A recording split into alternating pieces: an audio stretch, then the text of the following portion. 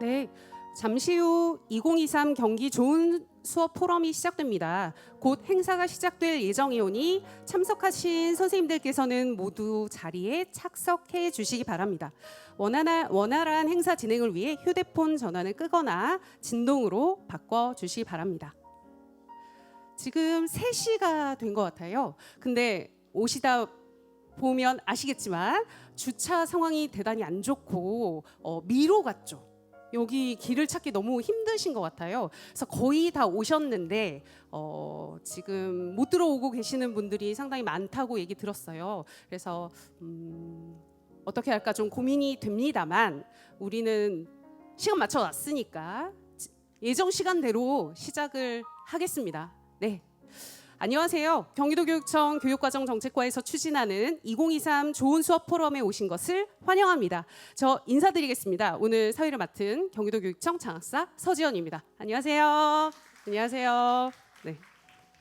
우리 가을이 익어가는 우리 11월 이곳 경기도교육청에서 우리 과장님, 장학관님, 그리고 장학사님, 그리고 오늘의 주인공 우리 선생님들을 모시고 수업을 연구하고 고민하는 2023 경기 수업 포럼을 개최하게 되었습니다.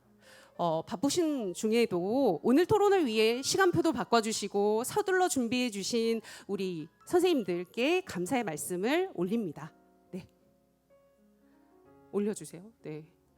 우리 먼저 시작하기 전에 국민의례 하려고요. 먼저 국민의례를 하겠습니다. 모두 자리에 일어나 전면에 국기를 향해 주시기 바랍니다. 국기에 대하여 경례.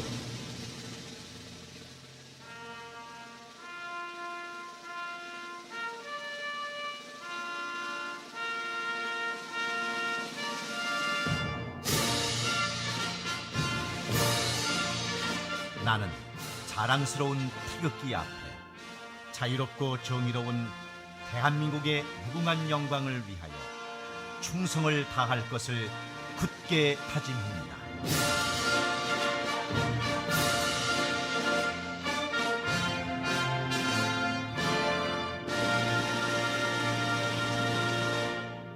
바로 모두 자리에 앉아주시기 바랍니다.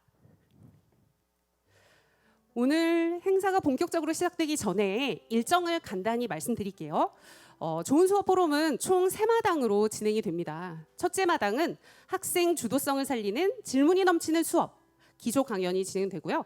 둘째 마당은 사유하는 학생, 깊이 있는 수업을 구현하는 3인 3색 테드 발제, 세 분의 수업 토크가 진행됩니다. 셋째 마당은 열린 청중 토론 시간입니다. 우리 기조 강연해 주신 교수님 그리고 세 분의 선생님 모시고 수업에 대한 생생한 토의 토론이 펼쳐집니다. 그럼 본격적인 포럼 진행에 앞서 꼭 소개해드리고 싶은 분이 계세요. 교사가 교육의 본질에 집중하고 또 학생은 생각하는 힘을 키울 수 있게 힘써주시는 우리 경기교육의 리더 과장님을 모시고 인사 말씀을 듣도록 하겠습니다. 모두 박수 부탁드립니다.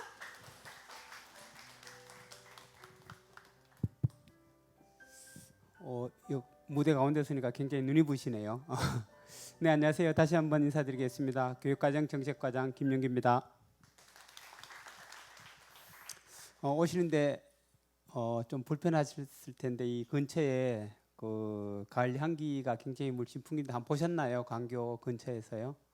저도 점심 먹으면서 먹고 나서 이렇게 광교 주변 산책을 하곤 하는데 오늘 이렇게 또 나뭇잎이라든지 이렇게 낙엽들을 보니까 굉장히 약간 설레이더라고요.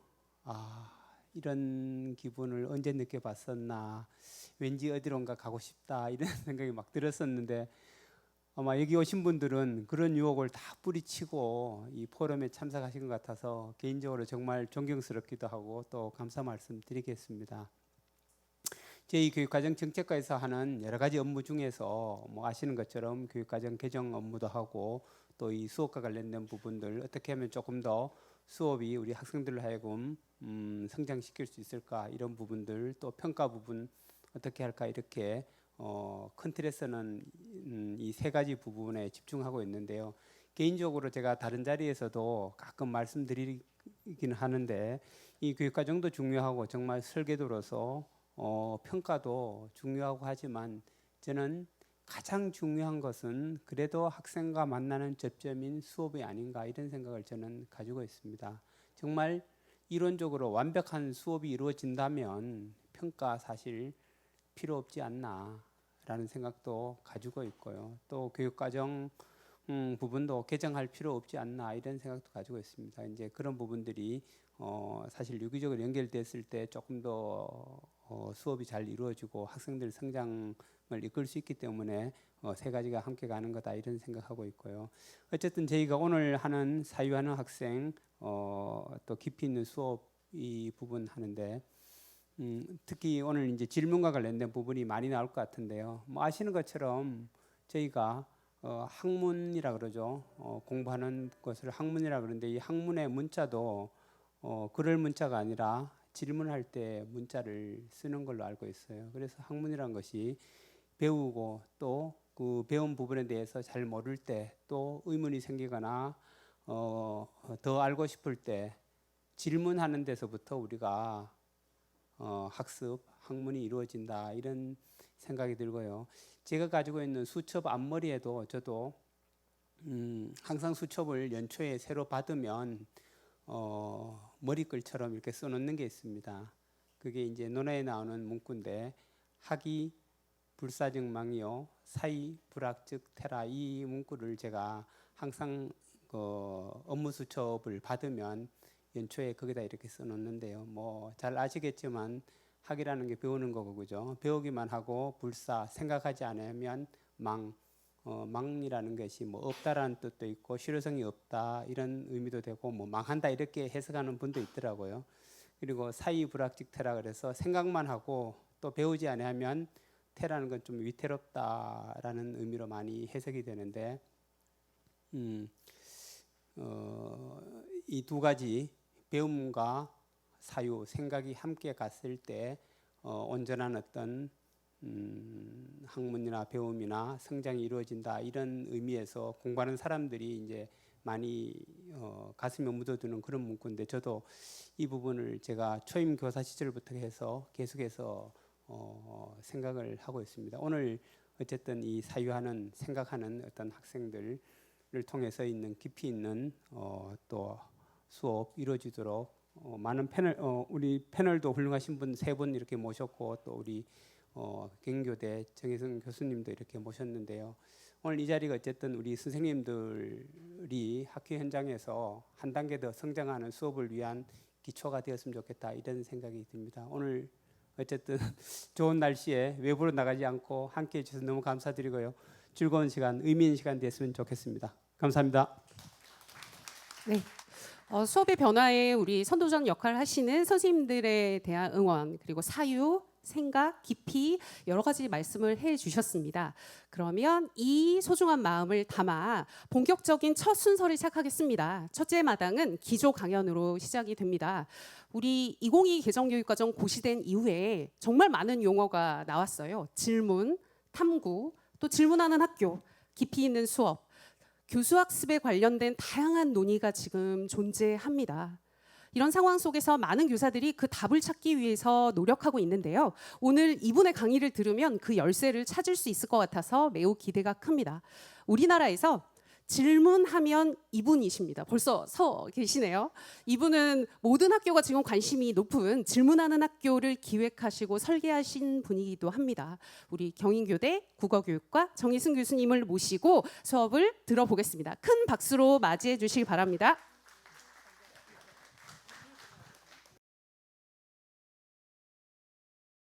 우리 질문은 수단이 아니라 교육의 목표이다라고 강조해 주시고 이게 유행처럼 끝나는 게 아니라 의미 있는 교육 활동으로 이어지길 바라는 강의를 해 주셨습니다. 너무 잘 들었고요. 교수님께 다시 한번 박수 부탁드립니다. 감사합니다. 이제 둘째 마당을 빠르게 시작해 보겠습니다. 우리 둘째 마당은 사유하는 학생 깊이 있는 수업을 구현하기 위해서 실제 경험을 공유하고 고민하는 자리입니다. 우리 테드 발제를 해주실 세 분의 선생님을 모셨어요. 빨리 소개해 드릴게요. 이름만 들어도 저는 정말 유명한 분들이라고 생각해요. 그리고 이렇게 같은 자리에 모이기 힘드신 분들인데 한 자리에 좋은 수업 포럼 한다고 한 걸음에 달려와 주신 세 분의 선생님을 소개해 드리겠습니다. 우선 첫 번째 발제로 사유하는 학생, 질문하는 수업에 대한 이야기를 들려주실 서원초 임재일 선생님을 소개합니다. 안녕하세요. 네네네.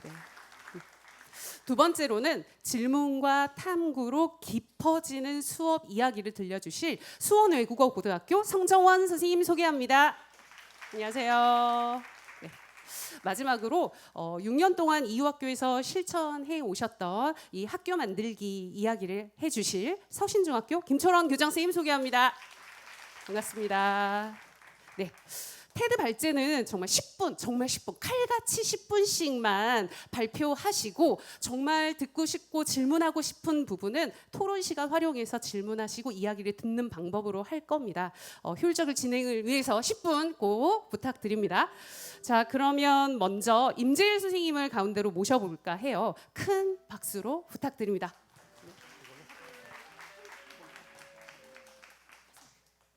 안녕하세요. 소개받은 토론자 임재일입니다. 반갑습니다. 네.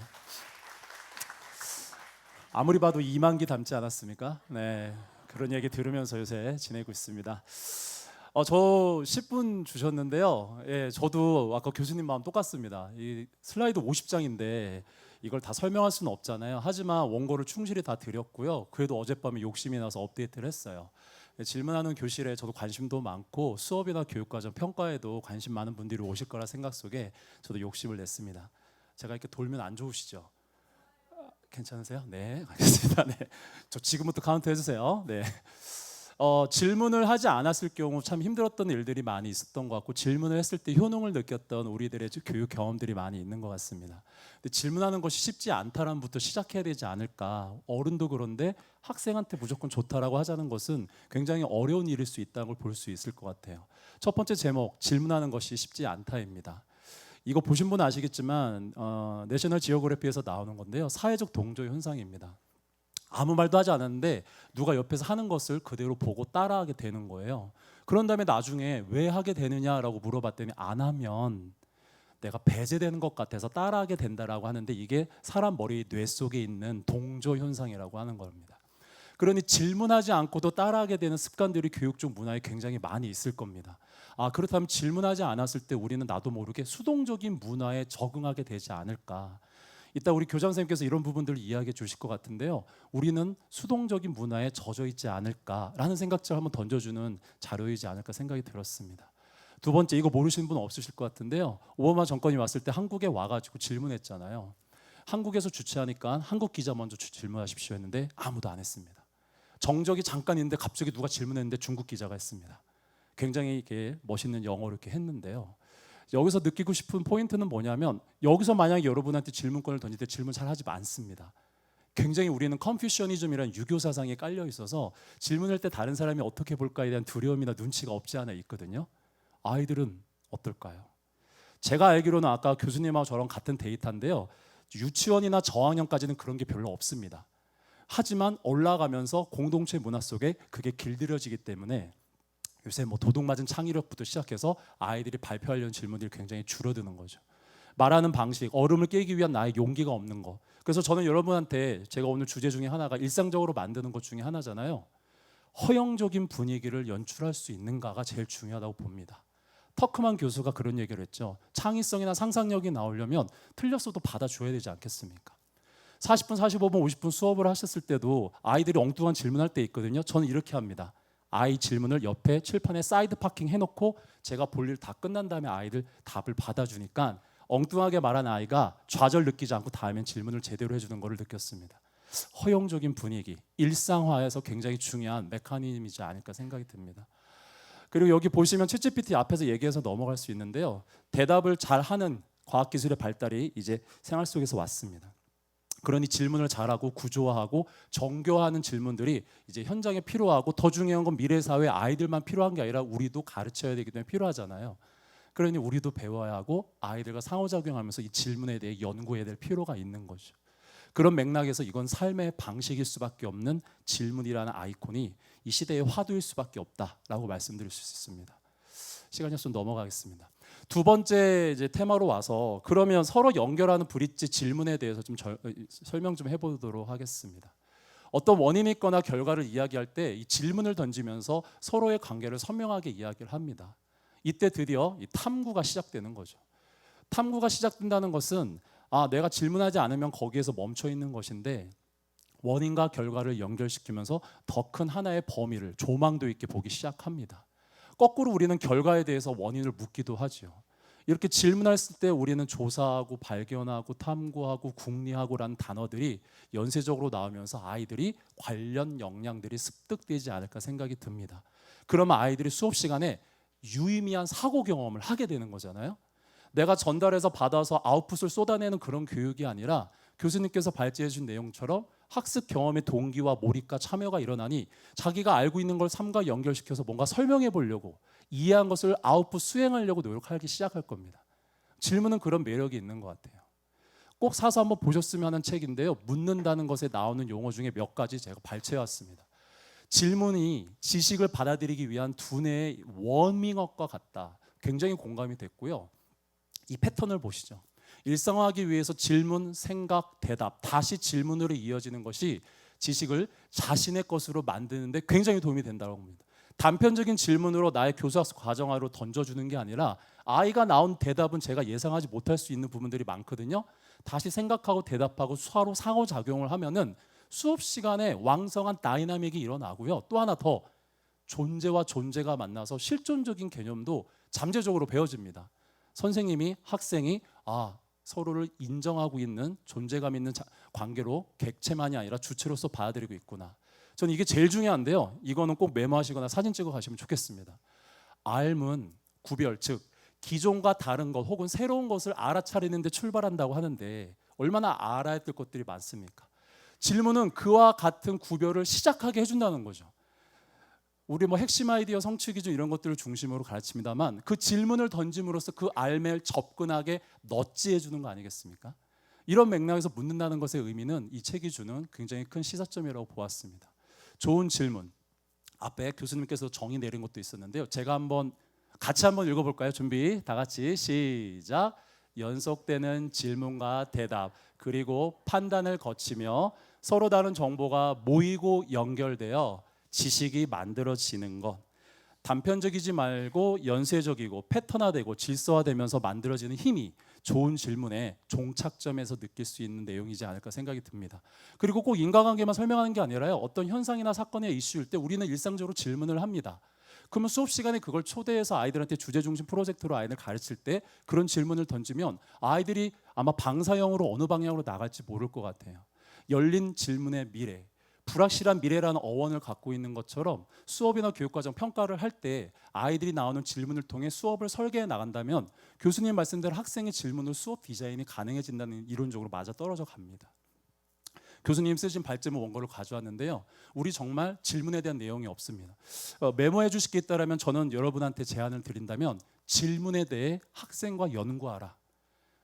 교사가 정리해서 인풋 줘가지고 아이들이 따라가게 하는 것은 아마 오래가지 못하거나 1년 후 선생님이 바뀌면 바뀔 겁니다. 그게 아니라 아이들과 함께 만들어서 아까 교수님이 얘기해 주셨는데요. 생각해서 구성해서 만들어내면 아이들 것이 되잖아요. 질문에 대해서 도구와 수단만을 생각하지 말고 목표로, 목적으로 정말 제대로 된 질문을 아이들과 함께 능동적으로 행위 주체성을 발현했으면 좋겠다. 왼쪽 오른쪽인데 한쪽 왼쪽은 우리나라고요. 오른쪽 이스라엘입니다. 민주학교의 모델이죠. 우리나라는 과거 지식을 자꾸 전달하기 때문에 질문을 별로 할지 모르겠습니다만 오른쪽 보시면 이스라엘은 미래나 과거 질문을 하지 않을 수밖에 없는 내용들이 있습니다. 불확실한 미래에서 교육과정이나 수업, 아이들 평가까지 할 때 정말 균형감 있게 질문하는 이런 내용들이 아주 중요하지 않을까. 아까 교수님이 해외 사례 소개하는데 딱 제 사례가 없어서 다행인데요. 스웨덴의 교육과정에 이런 이야기가 있습니다. 제가 읽어볼게요. 학생들의 수업 방식과 내용에 영향을 끼칠 수 있도록 모든 학생의 질문에 대답해야 하고 총론에 명시되어 있습니다. 우리나라에 없거든요. 그리고 뭐라 적혀있는지 볼까요? 나이가 들고 성숙함에 따라 이러한 영향력이 점점 증가할 수 있도록 교육해 줘야 한다라고 teacher should라고 말이 적혀 있습니다. 이제 선생님과 학교의 역할과 기능이 미래 교육으로서 이렇게 요구하고 있는 걸 볼 수 있는 거죠. 교수님께서 적어주는 핵심 질문, 또 교수님께서 쓰신 또 책도 제가 봤거든요. 토론자로서 그런 게 이제 예우라고 생각이 들었습니다만 학습 목표에 접근할 수 있도록 그렇게 우리가 그 세계에 초대하는 질문입니다. 교수님이 쓰신 핵심 질문을 핵심이라는 거 3개의 키워드가 있습니다. 가장 공통적이고 기본적이고 중심적인 걸 말하고요. 두 번째, 근본이 무엇인지, 기초 기본적인 게 무엇인지, 그게 두 번째 핵심이라고 말하셨습니다. 세 번째는 개인이 이해하는 세계로 가는 거라고 이해를 했습니다. 그러니 핵심 질문에 대해서 우리가 뭐 개념 기반 학습이라든지 아이비라든지 이렇게 접근하면서 많이 이렇게 활용하고 있는데요. 이런 맥락에서 봐주시면 좋지 않을까. 장사님 몇 분 남았을까요? 예, 알겠습니다. 이게 이제 들어가면 이제 요건 이제 스킵을 해야 되는데요. 이 왼쪽 표를 보면은 요새 많이 보고 있는 개념 기반 학습은 이 에릭슨에서 나온 겁니다. 왼쪽 아래에 보면 팩트, 기본적인 표면적인 사실만 다루게 되면 아이들이 인풋만 받은 것을 아웃풋만 쏟아내서 생각을 하지 않죠. 이해에 그 깊이 있는 사고를 하지 않게 되죠. 하지만 주제나 그 위에 있는 것을 질문으로 던져서 고민하게 하면은 아이들이 그 안에서 깊이 있는 사고가 일어난다는 것입니다. 혁신가의 질문에서 나오는 건데 인과관계 아까 제가 설명을 했고요. 다른 사람과 함께 공감할 수 있게 해주는 거 그런 얘기도 여기 있었고요. 변화를 중심으로 어떻게 하면 변할 수 있을까라고 던질 때 왜라는 질문으로 핵심 질문들은 확장될 수 있다라고 말합니다. 하나 예시를 보겠습니다. 이 예시가 굉장히 도움이 될 것 같아서 제가 인용해 왔는데요. 독립혁명에 대해서 가르쳤는데 개념 사실로 역사적 사건만 서술하고 기술하게 한다면 아이들은 파편적인 사실을 암기하려고 할 겁니다. 그게 아니라 이 안에서 가르쳐야 할 핵심 개념인 자유나 독립에 대해 핵심 질문을 던지면 가장 근본적이고 기본적인 게 뭐지?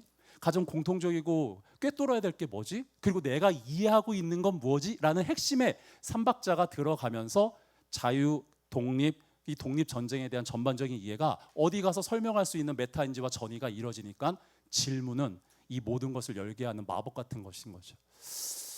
이어령 이제 돌아가셨지만 이렇게 얘기했는데 너무 와닿아서 읽어보겠습니다. 생각한다는 자는 지속적으로 중력을 거슬러야 해. 가벼워지면서 떠올라야 하지. 떠오르면 시야가 넓어져. 전학공에서 꼭 한번 나눠서 이야기해봤으면 좋겠습니다. 지금 끝내야 되는데 표요종이 그죠? 예. 그러면 나머지는 제가 나눠드린 거가 있는데요. 하나 요거 30초만 말씀드리고 마치겠습니다. 이럴 줄 알았어요. 네. 여기 보시면 탐구 목록을 만들 때 아이들이 이름을 만드는 게 좋을 것 같은 거예요. 사실적 개념 중요하잖아요. 아이들은 이렇게 만들더라고요. 쏙쏙 질문이라고. 또 어떤 아이들은 깊이 들어가야 되니까 곰곰 질문이라고 했고 입장을 바꿔보니까 라면 질문이라고 만들더라고요. 이게 연구에서 만들어서 연구에서 배운 사람이 이게 포맷화된 것처럼 쓰고 계시는데 그게 아니라 현장에서 아이들과 만드시라고요. 그리고 아이들에게 쓰면은 질문은 즐겁고 너무나 배움에 큰 문을 열 수 있다라는 거. 중고등학교 선생님 계시잖아요. 이렇게 패턴화되고 질서화된 질문 스킬, 훈련 같은 것도 충분히 필요할 것 같습니다.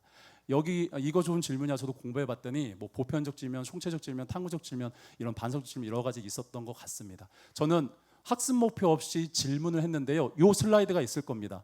요 방식으로 제가 세계시민교육이나 사회교육을 학습 목표 없이 질문으로 대답하고 서로 주고받으면서 활동 1, 2, 3, 4 끌고 간 다음에 맨 마지막에 2개 질문하고 마무리했습니다. 얘들아 오늘 무엇을 배웠니?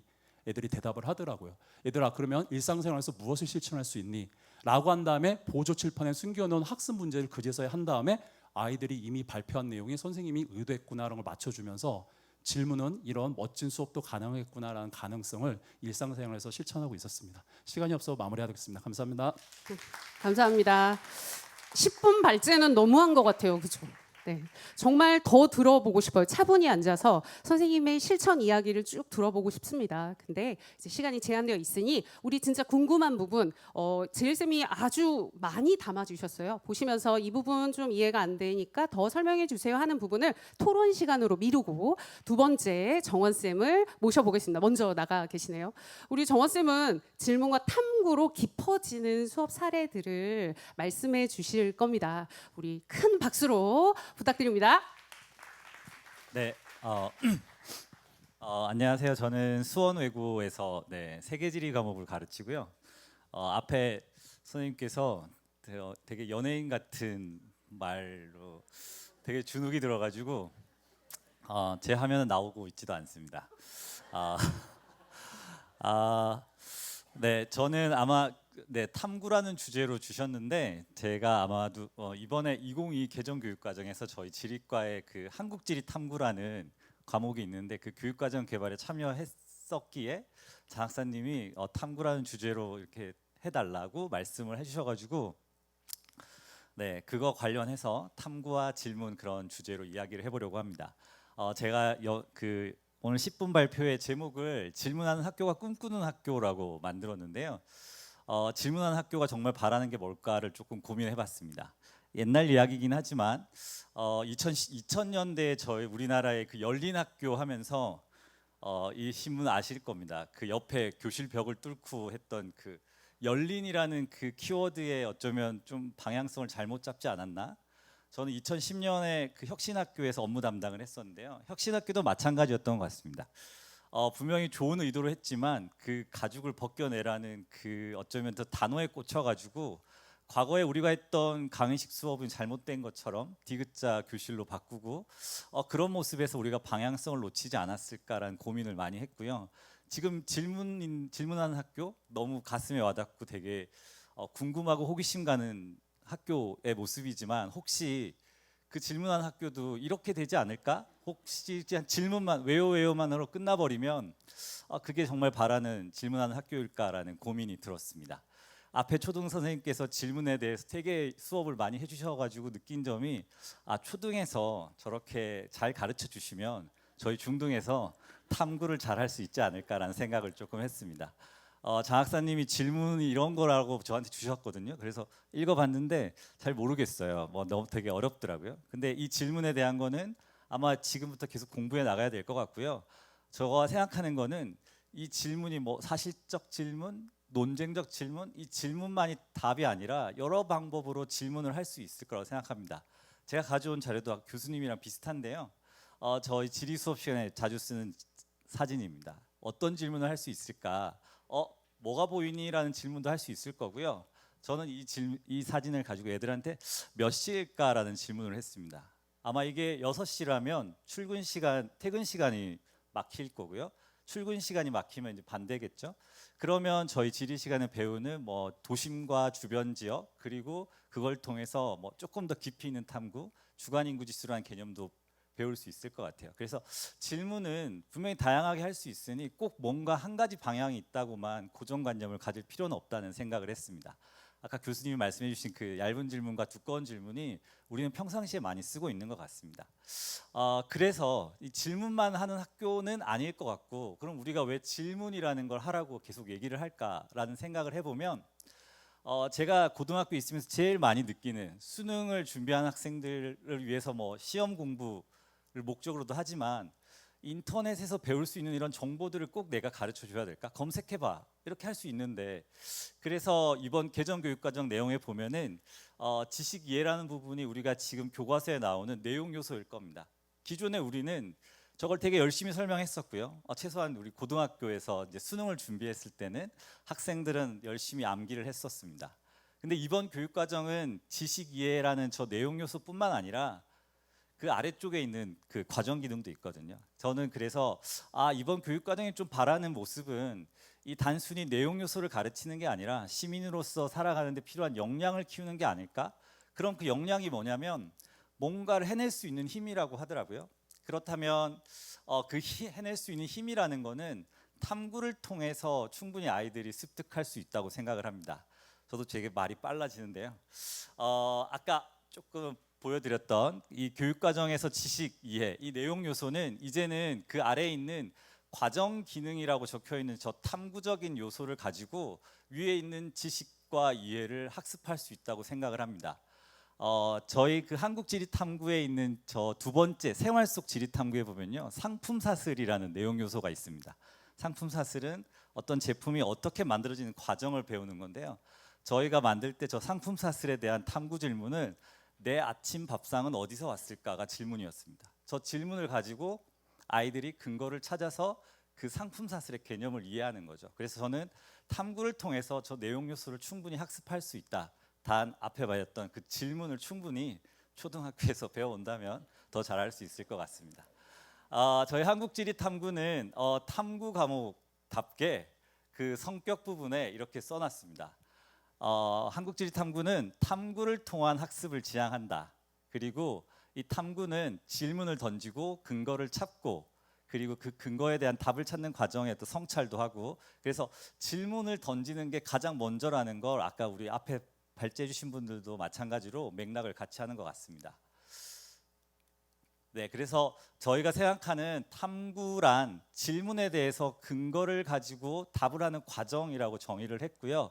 그래서 그 질문을 만드는 것도 되게 중요하지만 아마 이제 중등에서는 내용 요소를 가르치는 게 반드시 필요하기 때문에 그 내용 요소를 어떻게 접근할 것인가, 그럼 아이들에게 그 근거를 어떻게 찾을 것인가를 가르치는 게 필요하다고 생각을 합니다. 제가 요즘에 수업 시간에 그래서 아이들에게 뭔가 주장을 할 때는 근거를 찾아봐라는 얘기를 많이 하는데요. 환경단원에서 어떤 주장을 할 때 내 생각에 대한 그런 근거 자료를 충분히 얘기를 하고 이제 토론 수업이었는데요. 여기 보시면 첫 번째 1차 주장 때 찬성 반대에 대한 이야기가 시간에 저렇게 근거를 가지고 충분히 토론했을 때 학생들의 생각이 이렇게 좀 변하더라고요. 저런 거 보면서 좀 수업이 더 풍성해졌구나라는 좀 생각이 들었습니다. 좀 사례가 뒤에 좀 더 있는데요. 그래서 이렇게 탐구를 위해서는 아까 뭐 그런 질문의 포커스가 학생이었지만 저는 교사가 또 어떤 질문을 해야 되는가도 되게 중요한 것 같습니다. 그래서 예를 들면 저희도 성취 기준에 보면은 교사는 그럼 어떻게 질문하지? 뭐 가장 기본적인 거긴 하지만은 아까 저희가 근거를 찾는 과정이라고 해가지고 너 학생들에게 그 질문에 대한 근거가 필요할까? 어떤 근거가 필요할까? 어떻게 구할 수 있을까?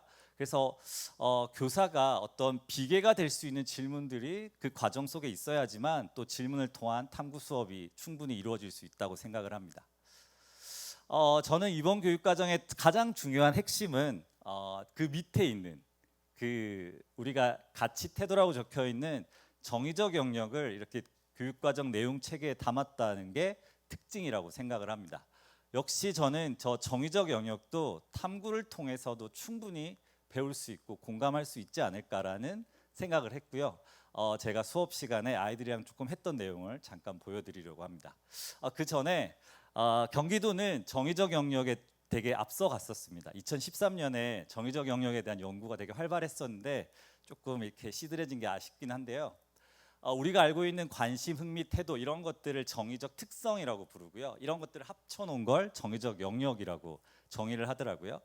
근데 우리가 보통 수업 시간에 애들에게 흥미, 관심, 뭐 수학에 대한 흥미, 관심 이런 것들은 제가 생각했을 땐 수업 전에 학생들에게 그 수업의 수단으로서 너 이 수업에 관심 가져봐, 흥미 가져봐 하면서 동기유발로 보여주는데요.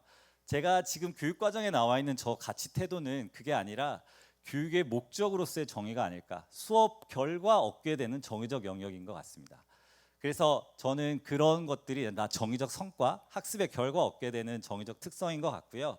그래서 지리과는 어떤 정의적 성과가 있을까에 대한 좀 고민을 조금 했었습니다. 예를 들면 제 수업 사례인데요. 아프리카에 대한 우리가 편견이 있지 않을까? 그래서 아이들에게 실제로 아프리카를 좀 탐구해보자 하면서 아프리카 교과서를 한번 새로 써보자, 이게 주제였습니다. 니네가 생각하는 아프리카라는 이미지는 분명히 뭐 전쟁, 기압 되게 부정적인 것 같은데 실제로 그들을 바라보면 다를 수도 있지 않을까라는 얘기고요. 제가 사실은 뭐 그냥 단순히 감정적으로 그냥 자료만 찾는 게 아니라 저희 이제 고등학생이기도 하니까 데이터를 통해서 객관적인 자료도 함께 보고 그걸 통해서 이 자료가 얼마나 가치가 있는가 그런 데이터를 찾는 활동도 같이 했었습니다. 그래서 이 지역이 되게 문화적으로 우리보다 낫다고 하는데 정말 그럴까? 그 다름이 그들의 독특한 개성일 수도 있지 않을까라는 자료를 계속 찾게 했었습니다. 그래서 아이들이 마지막에 쓴 보고서인데요. 되게 잘 썼었죠. 그래서 너무 아까워가지고 이렇게 책으로 마지막에 만들었어요. 제가 이거 보여주고 싶은 이유는 저 표지에 있는 얼룩말이 뒤에 보이는 그 멋진 도시의 모습이에요. 애들이 만든 건데요. 우리가 생각하는 아프리카는 되게 뭐 그냥 자연밖에 없다 생각하지만 저 뒤에 멋진 도시도 있다라는 걸 애들이 보여주고 싶다고 했었습니다. 그래서 제가 마지막에 얼마나 변했을까를 보니까 세계 시민성 뭐 이런 대부분의 정의적 영역이 탐구라는 그런 주제로 활동했 결과 향상되었다라는 게 보여지더라고요. 그래서 마지막으로 저는 질문하는 학교가 이런 탐구를 통해서 어떤 삶에 대한 이해, 그런 지식적인 요소뿐만 아니라 공감도 같이 배울 수 있다라고 생각을 해서요. 이런 학교가 되었으면 좋겠습니다. 네, 여기까지 하겠습니다. 감사합니다. 석정원 선생님 너무 감사합니다. 질문으로 시작해서 이제 중등은 탐구로 이어져 내 수업에서 어떻게 구현되고 깊이 있는 수업으로 연결되는지 잘 보여주셨어요. 다시 한번 박수 부탁드립니다. 정원 선생님 감사합니다. 우리 교장 선생님 벌써 나오셨어요. 네. 10분 마음이 짧아서 벌써 나오셨네요. 네. 교장 선생님 모시고 질문하는 학교 만들어가는 이야기. 이게 단순한 유행이 아니라 지속 가능한 질문하는 학교가 되기 위한 이야기를 들어보겠습니다. 교장 선생님 시작해 주세요. 네, 감사합니다. 네. 제가 제목으로 저기 적은 것이 질문이 우리를 움직이게 하고 자유롭게 할 거고 우리 모두 질문의 아이들이었으니까 저 말은 이제 제가 교장 역할을 했으니까 학기 초나 학기 중간에 제가 이제 아이들하고 이야기할 기회가 있어요. 그건 이제 아이들을 배울 준비를 시키는 거고 배움의 상황 속으로 들어가게 하는 건데 그러니까 이제 배움 이전의 배움이죠. 그런 상황에서 어떻게 분위기를 만들어 갈 건가 하는 고민인 거예요. 학교 전체가 어떻게 질문이라고 하는 것 속으로 들어가게 할 건가 할 때 이제 제가 아이들한테 여러 이야기를 하는데 그때 있는 문장입니다. 저 문장이. 네, 그래서 오늘 이야기 드릴 것은 질문하는 학교 문화를 어떻게 만들어 갈 건가에 대한 이야기인 것 같아요. 고3 학생이 저한테 준 편지인데요. 읽어보겠습니다. 줄곧 저를 뒤쫓아오던 것들의 정체도 알지 못한 채 구렁텅이를 전전하던 저의 삶을 건져 올린 건 학교였습니다. 학교가 제공하는 교육과정은 결국 사람에 의해서 실현되고 그 중심에는 언제나 선생님들이 서 계십니다. 용서하지 못한 저 자신의 모습을 명확히 인식하고 타인과의 만남을 통해 삶을 확장하고 부끄러운 마음으로 삶을 살아가는 것의 가치를 가르쳐 준 곳. 그곳에서 만난 선생님과의 인연을 저는 필히 기억할 수밖에 없을 것입니다. 이렇게 아이가 저한테 편지를 준 건데요. 여기 이제 아이가 뭐라고 고백했냐면 학교의 교육과정은 결국 사람에 의해서 실현되고 그 중심에는 선생님들이 있다. 이렇게 얘기한 거예요. 그러니까 자기가 학교에서 배운 수업들, 교육과정들 이런 것들의 가장 최전선에 교사가 있다. 이제 이런 고백을 한 거죠. 오늘 이제 질문하는 학교와 관련된 여러 가지 이야기들을 우리가 나누었는데 마음속에서 질문이 진짜 나에게 의미가 있는 것일까? 필요한 것일까? 나는 질문에 뛰어들 마음이 있는 것인가? 이런 질문들을 서로 한번 해볼 필요가 있을 것 같아요. 여기 계신 선생님들이 그런 마음이 만약에 차올랐다. 그렇다면 저는 충분히 질문하는 학교 문화를 만들어갈 수 있다. 이렇게 생각이 듭니다. 질문하는 학교 문화에 대해서 질문을 해보자면 학교에서 살아가는 나에게 어떤 의미일까 하는 것 같아요. 내 일상에 진짜 의미가 있는 것일까? 이런 질문들을 같이 해보면 좋을 것 같습니다. 질문으로 시작한 공부와 관련해서 학생들 이야기 좀 하나만 말씀드려 볼게요. 이건 중학교 1학년 아이들이 그냥 질문에만 집중해서 한 탐구 보고서예요. 그러니까 교과와 연결된 것이 아니라 그냥 여름방학, 겨울방학 때 질문과 호기심으로 출발해서 만든 어떤 이제 탐구 보고서들인데요. 중학교 1학년 아이들이 여러 가지 이런 것들을 이제 했지요. 다 종류도 다르고 관심사나 질문도 다르죠. 여기서 가장 많은 어떤 뭐랄까요? 이렇게 가장 많은 지지와 응원을 받은 아이가 저희 아빠에게 매일 띄우는 사진 편지라고 저걸 한 아이예요. 그러니까 저 아이는 학교에 들어오기 전에 아버지가 돌아가셨어요. 그러니까 교사와 학생이 이제 여름에 자기탐구 보고서 주제를 정하자고 이야기를 나눌 때 어떻게 했을까요? 선생님 저는 이거에 관심 있어요. 이런 질문이 있어요라고 말할 때 교사가 그래 그럼 그건 인터넷 이런 자료도 찾아보고 저런 자료도 찾아봐라 이렇게 얘기 안 한 거겠죠. 네. 계속해서 아이한테 네가 진짜 궁금해하는 게 뭔지 진짜 네가 관심 있는 게 뭔지 지금 너의 뇌의 한 90%를 차지하고 있는 게 뭔지 너의 이슈가 뭔지 이런 거를 계속 서로 질문했겠죠. 관계와 상호작용 속에서 서로 질문해 나가면서 지금 자기에게 가장 중요한 것이 아빠의 죽음이라고 하는 것을 함께 찾아낸 거예요. 발표할 때 제가 들었을 때 아이가 그런 얘기 했는데 아빠는 화장을 했고 항아리에 담겨서 납골당에도 갔고 다 그랬는데 분명히 죽었는데 죽지 않고 살아있는 것 같다 이렇게 아이가 이야기를 했어요. 네, 그게 아이의 진짜 어떻게 보면 그 질문이겠죠. 죽었는데 죽지 않고 살아있는 거라고 하는 그 질문으로부터 출발하면서 자기가 한 일은 이제 아빠에게 매일 사진 편지를 띄우겠다 이런 것들을 한 건데요. 이거는 어떻게 보면 교과하고 연결되어 있지는 않겠습니다. 그렇지만 우리가 질문을 가지고 아이들하고 함께 무언가를 해나갈 때 이런 것들도 함께 여기까지 또 가볼 수 있는 거 아닌가 그런 생각이 듭니다. 네, 이 아이는 중3 학생이고 졸업 작품에서 이 아이가 2박 3일 이렇게 농촌 봉사 활동을 가면 들어 누워서 안 자고 그냥 꼿꼿하게 앉아가지고 밤을 샜었어요. 이틀 밤을 다. 왜냐하면 초등학교 때 굉장히 심한 왕따를 당했었고 그것 때문에 너무 많이 아이가 그 불안이나 공포가 커가지고요. 이 아이가 이제 1학년, 2학년을 보내고 3학년 때 졸업 작품의 주제로 무엇을 정할까 했을 때 저런 질문을 한 거예요. 왜 그때 애들이 나를 그렇게 왕따를 시켰을까? 나는 왜 이렇게 외롭지? 내가 원하는 삶은 뭐지? 그리고 이제 맨 마지막 질문이 저는 와닿았는데 누구도 내 아픔을 이해해주지 않는다면 그렇다면 내가 할 일은 무엇인가 이런 질문을 한 거예요. 제가 뒤에도 말씀드리겠지만 질문이 가지고 있는 굉장히 필연적인 특성이 저는 질문은 움직이게 하는 것 같아요. 저 질문을 하는 순간에 이 아이는 내가 무엇을 해야 하는구나. 이게 내 삶이니까. 내가 이 슬픔을, 이 아픔을 어쨌든 다루어 가야겠다. 이렇게 움직이게 된 것 같아요. 저 질문이. 그래서 좋은 질문이 우리를 어떻게 보면 또 좋은 삶으로 이끄는 거 아닌가 하는 생각이 듭니다. 이 아이의 책 읽기, 이제 실존주의 철학자들을 막 읽었을 거잖아요. 근데 그 전에 책 읽기는 그냥 고립된 책 읽기였어요. 그냥 혼자서 막 이제 누가 나 건드려 봐라 이런 마음으로 읽었겠죠. 그런데 이 연구를 하면서는 이제 주체적으로, 왜냐하면 이것이 자기 삶의 문제를 해결해 나가는 과정이기 때문에 주체적으로 했을 것 같아요. 그래서 질문이 가지고 있는 필연적인 특성은 제가 생각하기엔 그렇습니다. 제가 만난 아이들을 볼 때 질문은 오직 나로부터 오는 것 같아요. 그러니까 나만 할 수 있는 거죠. 누구도 할 수 없는 것. 그게 요즘에 말하는 어떤 행위 주체성이라고 생각이 들어요. 저는 자기 나름의 자기가 하는 행위에 자기가 주인이고 주체인 거죠. 근데 이 말이 되게 맞는 말 같지만 실제로 많은 아이들이 그렇지 못합니다.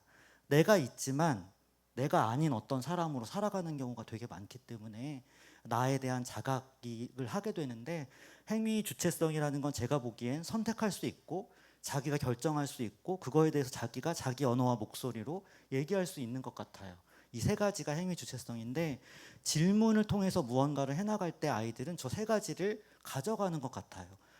자기가 질문하면서 선택하고 결정하고 그 안에서 자기 언어와 목소리를 내면서 아이들이 어떤 고유함을 발견할 수 있지 않을까 그런 생각이 듭니다. 네, 두 번째 단계는 이제 질문을 했으니까 어떨까요? 답을 찾기 위한 과정에 뛰어들겠죠. 질문을 했기 때문에 못 참겠는 거예요, 아이들이. 이걸 어쨌든 완료를 해야 되죠. 그게 질문이 가지는 힘인 것 같고, 그래서 아이들이 탐구를 시작하게 되는 것 같아요. 이게 도대체 답이 뭐지? 라고 하는 것 속에서. 그래서 자료도 찾고 책도 읽고 뭐 그런 것 같습니다. 이런 것들이 최근에 얘기하는 이런 거랑 연결이 돼 있는 것 같고요. 3단계는 이제 결론을 맺죠. 나름대로의 답을 찾습니다. 아이들이 약간 미진하고 부족하고 서투르더라도 어떤 답을 찾는데 답을 찾을 때에 되게 중요한 게 아이들이 그걸 자기 언어로 말한다는 거. 그러니까 말을 잘하고 세련된 화술을 구사하는 게 아니라 자기 언어로 그것을 정리하는 것. 이게 되게 중요한 것 같은데요. 뭐 제가 이렇게 어떤 그 중학교 2학년 아이 본 거는 백두대간을 완주했어요. 완주하고 나서 뭐로 언어를 정리했냐면 공부는 피할 수 있지만 산은 피할 수 없다. 이게 아이가 정리한 언어예요. 네, 이 아이가 공부를 굉장히 잘할 것 같잖아요. 네, 미안한데 걔한테. 네, 그러니까 이게 어떻게 보면 우리가 공부를 잘한다 못한다의 그런 것과 좀 다른 차원의 어떤 것 같아요. 그러니까 이 아이가 그걸 언어로 정리하면서 자기 거로 가져간 거죠. 이게 되게 중요하다고 생각하고, 그 다음엔 자기 질문이나 탐구 과정을 복귀하고 돌아보게 되죠. 이렇게 성찰하게 되고, 그 다음이 중요한데 저는 공유하는 과정이 반드시 필요하다고 생각합니다. 왜냐하면 그렇게 해야 피드백을 통해서 자기가 가지고 있던 질문이 바깥으로 나오게 되거든요. 그러면서 고유성이 굉장히 특별한 가치 있는 것으로 대우받습니다. 인정받는 거죠. 네, 그래서 저런 3단계 과정, 맨 마지막에 저런 공유의 과정들이 있고 이게 아이의 이야기를 만드는 것 같습니다. 세 번째는 이제 교사의 이야기인데, 교사가 질문으로 시작했을 때 어떻게 아이들이 응답하는지에 대한 이야기예요. 이거는 이제 제가 고2 아이들하고 시창작 수업을 할 때 첫 시간에 칠판에 써놓는 말이에요. 네, 아예 질문으로 시작을 하고 저 질문에 대해서 이제 어떤 아이가 답한 겁니다. 선생님이 문학이 삶을 구할 수 있을까라고 질문했는데 저는 3학년이 돼서 보니까 이렇습니다라고 아이가 답한 내용입니다. 그러니까 좋은 질문이 던져졌을 때 아이는 그 질문의 어떤 수준까지 혹은 뭐 질문의 어떤 질까지 가는 거 아닌가 그런 생각이 듭니다. 네, 마지막으로 말씀드리면 질문이 있는 학교는 세 가지 일상, 제가 이 주제였으니까 이 주제를 말씀드려야 될 거. 요거는 제가 그 시창작 수업할 때 수업 간 다음에, 그러니까 중간에 아이들하고 이 수업과 관련된 대화를 나누는 시간인데 아이들이 거기 썼던 말이에요. 네, 거기 오른쪽 저기를 보시면 수업의 모든 부분이 배움 같다. 자신의 이야기를 꺼내기에 정말 안전한 공간이고, 저 말을 아이들이 엄청나게 많이 했어요. 안전한 공간이라는 말을. 그래서 신뢰와 안전의 공간이 되게 중요하다. 질문할 수 있으려면 그런 공간이어야 한다. 내가 안전하다. 아이들이 얼마나 안전하지 못하면 저 말을 저렇게 많이 할까요? 아이들이 하는 말이 안전한 공동체 안에서 마음껏 배우고 소통하고 실수할 수 있어서 감사한 시간이다. 수업을 들으면서 교실이라는 공간에서 안전할 수 있다는 희망. 저렇게 안전하다는 말을 엄청나게 많이 하는 거예요. 그러니까 우리가 질문이 있는 수업이 되려면, 또 질문이 아니라 다른 것이어도 아이들에게 안전한 공간이 있어야 될 것 같고요. 그 다음에 아이들이 했던 말은 관계와 상호작용, 그러니까 관계 맺기가 되는 거죠. 업무 분장하는 게 아니라요. 그러니까 너는 사회자고 너는 토론자고 저는 이건 업무 분장이라고 생각하거든요. 관계나 상호작용이 아닌 거죠. 관계 맺기가 안 일어난 거거든요. 아이들은 관계가 있다고 얘기했고, 세 번째로는 다양한 관점이 있을 수 있다. 그것을 바라보는 그런 얘기들을 아이들이 고백했습니다. 네, 오늘 마치고 돌아가셔서 책상에 펜을 꺼내놓고 나는 어떤 질문을 했던 사람들인가 이런 걸 한번 떠올려 보시고, 아, 나 그런 질문 했구나, 그런 마음이 이렇게 차올라서 학교로 돌아가셔서 아이들과 그런 걸 나누실 수 있었으면 좋겠습니다. 감사합니다. 교장 선생님 감사합니다. 우리 교장 선생님 강의는 늘 따뜻하죠. 그리고 나를 돌아보게 하고 아이들을 움직이게 하고, 또 교장 선생님 강의 들으면 질문하는 학교의 문화를 만들 수 있을 것 같아요. 그죠? 네. 교장 선생님께 큰 박수 다시 부탁드립니다. 감사합니다, 교장 선생님. 오늘 좋은 수업 포럼을 풍성하게 논할 수 있게 고민해 주신 교수님, 그리고 세 분의 선생님 진심으로 감사드립니다. 큰 박수 부탁드립니다. 네. 네, 이제 진짜 마지막이에요. 우리 마지막에 우리 과장님이 마무리 발언 해주실 겁니다. 마지막으로 우리 사회하는 학생, 깊이 있는 수업에 애정이 깊은 우리 과장님 모시고 마무리 인사 듣고 마치는 것으로 하겠습니다. 과장님. 사실 마무리 말은 예정이 없던 건데요. 오늘 사실 저도 오늘 많이 배우고요. 질문과 관련해서 또 이런저런 생각도 많이 했었습니다. 또 삶과 연관되어야 된다고 그래서 저희 집에서도 사실 질문이 엄청 많은데, 특히 저희 아이와 이제 뭐 나이가 이제 30 다 됐는데 저희 아이와 와이프가 항상 질문과 답변으로 싸워요. 계속 이 논쟁을 하더라고요. 특히 최근에는 어떤 일로 이렇게 싸웠냐 하면, 뭐 표현이 싸웠다 그러니까 좀 이상하긴 한데, 요리를 할 때 와이프가 항상 맛있게 하려고 천연 재료를 많이 쓰잖아요. 뭐 이렇게 뭐 파라든지 아니면은 멸치라든지 이런 거에서 국물을 내거나 이렇게 하면 아이가 거기에 대해서 굉장히 이렇게 뭐 나쁜 말로 지적질을 해요. 왜 그렇게 하냐? 그러면은 와이프는 당연히 가족의 건강을 위해서 이렇게 하면 훨씬 영양가도 높고 맛도 있고 좋다. 엄마 그거 아니에요. 훨씬 더 불순물도 많고 영양분이 부족할 수 있어요. 결함될 수 있어요. 시중에 파는 조미료라고 하죠, 그죠? 조미료가 훨씬 더 불순물도 좋고 종합적으로 잘 되어 있어요. 그러면 막 화를 내요. 아니야, 그게 아니고 막 이렇게 한 걸 옆에서 이렇게 보면서 우리가 어쩌면 잘못된 지식으로 인해서, 선입견으로 인해서, 아니면 그게 경험이든 학습이든 간에 학문 후세대일 수도 있고 자녀들에게 강요할 수 있겠구나. 저는 사실 아이 편이 맞다고 보는 거거든요. 그럼 이제 제가 한마디 거들면 이제 와이프가 이제 엄청, 그때부터는 뭐 이제 식사 이런 부분도 굉장히 좀 안 좋아지긴 하는데, 그래서 제 생각에는 그럴 수도 있겠다. 혹시 이런 과오를 제가 행정을 하거나 학교에서 하지는 않을까. 제가 알았던 지식, 경험 이런 사례가 옳다고 하지는 않을까 이런 생각도 했었는데 오늘 이렇게 질문하는 수업 뭐 또 사유하는 어떤 학생들 이런 거 관련해서 어쨌든 저도 많이 생각도 하고 어쨌든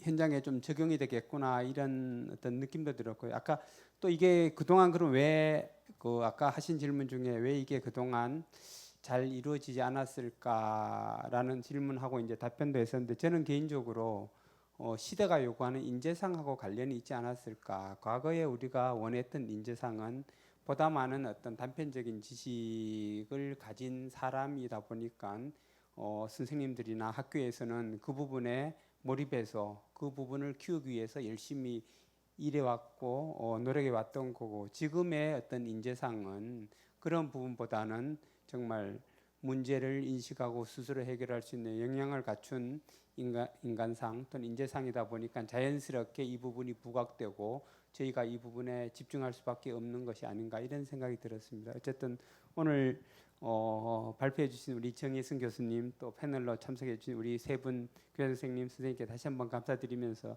또 우리 참석해 주신 우리 선생님들 너무 감사드립니다. 주말 오후 잘 귀가하시고 학교에서 오늘 우리 있었던 부분들이 잘 적용됐으면 좋겠습니다. 고맙습니다. 네, 과장님 감사합니다. 이것으로 2023 경기 좋은 수업 포럼을 마치겠습니다. 가시는 길 안전하게 돌아가시기 바랍니다. 감사합니다.